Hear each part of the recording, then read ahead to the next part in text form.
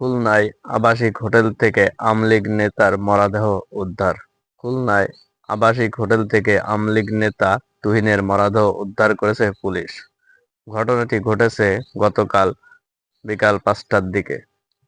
গতকাল সকাল ১১টার দিকে তুহিন সুমি নামে এক মেয়েকে নিয়ে হোটেল স্টারে ৪০১ নম্বর রুমটি ভাড়া নেন।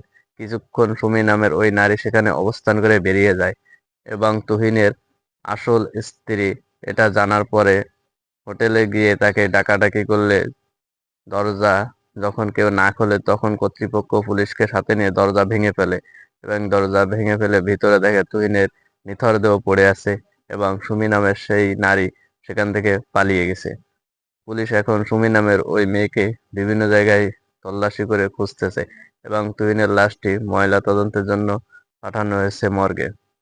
দর্শক, তুহিন ছিল ৩১ নম্বর ওয়ার্ডের প্রচার সম্পাদক আওয়ামী লীগের।